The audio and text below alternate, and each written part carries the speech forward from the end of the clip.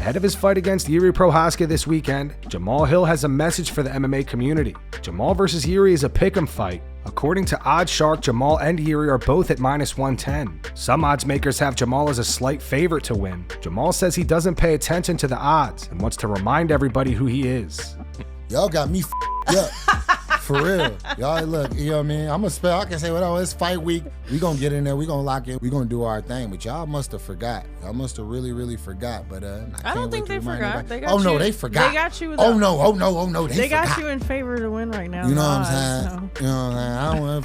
I don't even pay attention to no odds, bro. I don't pay attention to no odds. But what I do know is y'all must have forgot. It's gonna be fun getting back out there, mixing it up, and reminding everybody who the I am. Everything's feeling great. Everything's feeling locked in. I'm ready to go, man. I have no idea how bad I am. I'm ready to go. I can't wait to get in there. I can't wait for Saturday. Yesterday, Ariel Helwani reported that Bellator is dead. The PFL acquired Bellator back in 2023. However, they stated that Bellator would continue operating as its own entity, with separate shows and champions. However, now Bellator no longer exists, and the fighters under Bellator's roster will now become PFL fighters. Bellator, as we know it, is no more. Bellator is dead. You will not see Bellator events anymore. And so this is what's going to happen. This is the structure. There are going to be what is being referred to as PFL Champion Series events. Those events are going to be headlined by title fights. PFL is going to start having its own champions, not just season champions, not just tournament champions, its own champion.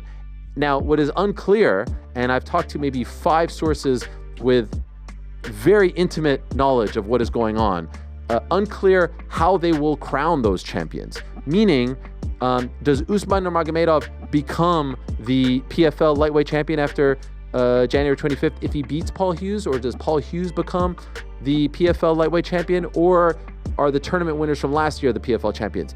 My hunch says, given what they get paid, and given how everything is structured, the Bellator champions would then become the PFL champions. Corey Anderson, who was the Bellator light heavyweight champion, had no idea this was even happening. On X, he wrote, "Imagine being the champion of an organization, chilling on the couch, and your wife walks in and tells you, 'Did you see this? Bellator is dead now?' And all you can do is shrug your shoulders in confusion, because you still haven't heard a thing. LOL. Yeah, that was me." He then reposted Ariel Helwani's report. He wrote, "If all this info is solid and Bellator champs are now PFL champs, the good news is we now have more potential opponents and matchups. Now we can get back to fighting in the States, maybe even more fights in Las Vegas." Patricio Pitbull, who is the Bellator featherweight champion, is not happy with this whole situation. He claims some fighters are taking pay cuts of up to 70%. On X, he wrote, "Self-called co-leader in MMA, and Fighters First organization is cutting a bunch of fighters and forcing others to take pay cuts of up to 70%. No respect for fighter contracts and what they've accomplished." He followed up saying, "Hey Francis Ngannou, are you aware of all these absurd things PFL is doing to fighters and putting on the new contracts? Will you ever speak up for us? I think it's time we start a PFL Fighters Union. What do you think?" The PFL released an official statement on this matter. It says Professional Fighters League acquired Bellator MMA 1 year ago, primarily for its great fighter roster. The PFL brand has become synonymous with the win and advance format and product innovation. PFL has established itself as a premium brand, doing things different to help grow our great sport of MMA. Going forward, all fight events and content will be PFL branded. The Bellator brand carries a rich history that will continue to be respected and appreciated through select feature title bouts. Fans will continue to enjoy the immense Bellator fight library and historic fight content throughout our social, digital, and partner channels. All of our fighters are now integrated and connected in one powerful PFL brand worldwide. It looks like we'll be getting a Justin Gaethje fight announcement soon. Gaethje uploaded a day in the life video to his YouTube channel and said he is currently preparing to fight Dan Hooker at UFC 313 on March 8th. He, however, says the fight is not confirmed yet. Gaethje is currently coming off the KO loss to Max Holloway at UFC 300 and says taking a loss like that lit a fire under him and he's ready to compete.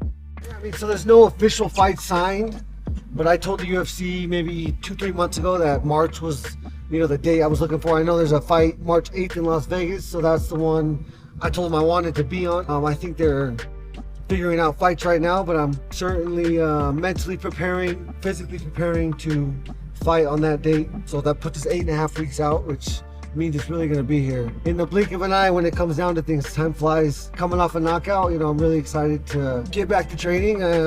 When you take a loss like that and you're as competitive as we are, then it lights a fire under your. So we're back to it, back to back in the swing of things, and back getting ready for a specific day, a specific opponent. I think it's going to be Dan Hooker, but with the UFC, things can always change. But that's what I'm preparing for, again, mentally, physically, for that fight, March 8th. Merab Dvalishvili calls Umar Nurmagomedov a spoiled little baby ahead of their fight this weekend at UFC 311. Umar is currently undefeated in his pro MMA career at 18-0. Merab says he plans to give Umar his first professional loss and make it look easy. Speaking to the Schmo, Merab said, "I'm just going to make him humble. I think Umar is a spoiled little baby. He's been disrespectful. You can go on his Twitter and you guys all see how he disrespected the champion. But I'm just going to prove it. I don't want to talk. I just want to do it, January 18th, I'm just going to prove it. I'm working really hard. And you guys know every time I fight against the top contenders, I make them look easy. So I think I will do the same again. I'm going to look for the finish, but I'm not saying nothing. All I want is to win. Beat him because he is 18-0, which is undefeated. He was never defeated before. He is like amateur world champion, Russian champion, Dagestan champion, Sambo champion. He's Habib's cousin, and his brother Habib has never lost before. I will be the first who gives him loss." Aljamain Sterling is extremely confident that Merab will be able to take Umar Nurmagomedov down. Although some odds makers have Merab as a plus 250 underdog, Aljo thinks the odds are actually in their favor.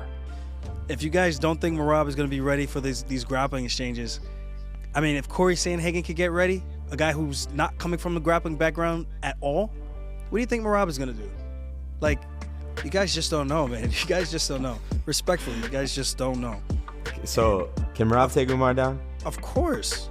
Umar even said it. He said if he takes me down, he might take me down, but then what? What's he gonna do? What's he gonna do? He can't control me. He can't submit me. He can't hold me down. And I'm just like, I think in the back of his mind, that's playing a little bit of a factor, and it's something that he's definitely concerned about. Again, people can say Umar's not like these other guys. Guess what? Merab is not like these other guys. There's a method to the madness, and you guys are gonna see in a few days again. And it's just gotta be smart, gotta be calculated, take our time. Of course, it's a street fight. It's a fight. Anything can happen, not a street fight, but anything can happen. But I do think the odds are in our favor for this one. We just gotta go out there and perform. Robert Whittaker wants to see Merab Dvalishvili beat Umar Nurmagomedov. Although Merab is the champion, Umar is the favorite to win the fight. Umar is a minus 325 favorite, and Merab is a plus 260 underdog. Rob says on paper he can agree with that, but wants to see Merab pull it off.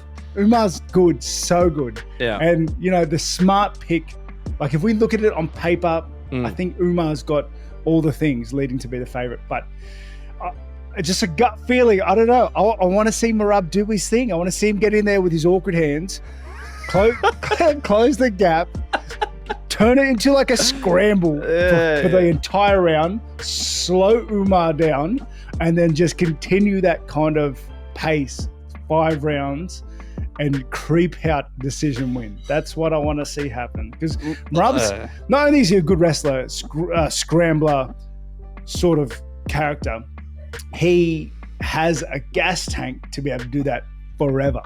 He does. Which is kind of like one of his greatest attributes, I reckon. Like I said, paper, Umar just picks him apart for 5 rounds. Can't get the takedown. Stuffs a couple and then starts piecing him up. Yeah. Okay? Don't want to see that though. I want to see Merab just shooting relentlessly, time and time again, and just wearing Umar down. Umar's a taller guy, maybe he's not used to getting taken down that much because of how good he is on the hands, and because he also has that wrestling defense there. Maybe he starts to slow down a little bit because, like, physically they're different builds. 5-round fight. I'm trying to really stretch this, but I don't know. Like I said, Umar, he's probably the hardest matchup in, like, a lot of this fight and the fight before we were speaking about with Islam, a lot of the same sort of storylines stylistically with this fight. I think this fight is going to be super hard for Merab, but I don't know, gut feeling, I'm like, I want to see Merab get it done. You know what I mean? He's such a happy chappy. Ray Longo reveals that Merab Dvalishvili likes to cut weight by himself, and one time threw his whole team out of the room while he was cutting weight. He was like, hey, how the hell can that hurt you? There's nothing there. You know what I mean? Like, so he doesn't let anybody come to his weight cuts either, which I found out. Yeah, he just does it on his own. Oh yeah. Wow. Oh no, because I made that mistake. I was like, what are we doing for Rob's weight cut?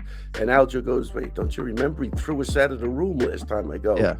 I don't remember that. And then Matt calls up. I call Matt. I go, I think I'm gonna head over to Merab's weight cut. He goes, he doesn't want us there. Don't you remember when he threw us out of the room? Dude, I don't remember anything at this point. But yeah, and then that's fascinating. He's gonna do his own thing, and I don't know.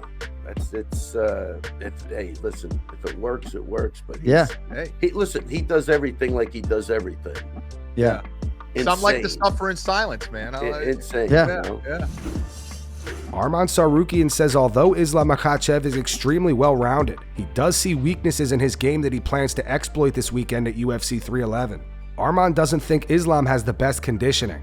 What can you say about Islam and his fighting and the way that he fights that you can exploit that will make you the champion? Islam, he's so smart, so well-rounded. He can strike, he can clinch, he can wrestle. He has weaknesses as well. His condition not the best. When he fights with a wrestle guy, when it's gonna be difficult to take down someone, you're gonna waste energy. He's boxing better than his kicks. My kicks way better than him. I'm just gonna do my best. I know how I can beat. I just feel my hands power. Just can't wait to show everybody like new version of Arman Tsarukyan. Alex Pereira teases that he has some good news coming this week. Although Alex said that his next fight will not be Magomed Ankalaev. A few days ago, Ariel Helwani reported that the UFC is targeting that matchup next. After Ariel reported this, Magomed posted this on X. He wrote, at Alex Pereira, you going to do what you've been told. You are an employee. See you soon. He also responded to Alex's initial post, saying it won't be Ankalaev. He wrote, see you soon, boy. Alex posted this to his Instagram story today. It translates to stay tuned this week. Good news. Shama. Nate Diaz had some words for Islam Makhachev today. The two recently got into an altercation backstage at the UFC 311 press conference last month.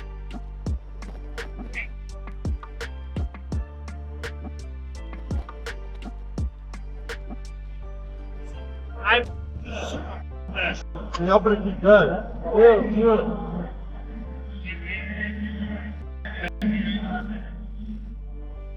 Recently, Islam made an appearance on Demetrius Johnson's YouTube channel and claimed he actually met Nate Diaz in an elevator and Nate was respectful. Nate says that Islam is lying and that never happened. Maybe 5-6 months ago, I meet Diaz in the elevator in Win Hotel. The Win Hotel, Vegas. yeah. He go to cross to me and say respect. Just walk. But what changed now? When the lot of cameras come, they always people change, Gotcha. Today, Nate posted this to his Instagram. He wrote, what the hell going on? I didn't even know Islam was there. I don't even know which one he is. I was just there to corner my boy, and these Ewoks threw a bottle at me, looking for clout. What the f did I do? And I never saw this guy in an elevator. What the f? I thought religious people didn't lie. What the f is happening? And what the f happened to Champ? All you had to do was say yes, Champ. I gotta go. And that's going to wrap it up for the news. Thanks for watching. For daily MMA news and content, subscribe to Full Mount MMA and click the bell icon to be notified when we post videos. Here are the 3 top comments from last video. The first one's in reference to Israel Adesanya and Robert Whittaker training together. It says, Izzy and Rob training together is great to see. Iron sharpens iron. The second one says, always fun to see former rivals working together to beat their enemies. And the final one's in reference to the Khabib plane situation. It says, imagine having a full-blown conversation in English about not understanding someone's English. Those were the 3 top comments from last video. If you want to be featured in the next one, all you have to do is comment down below. And if you missed yesterday's news, click the video on screen right now to get caught up.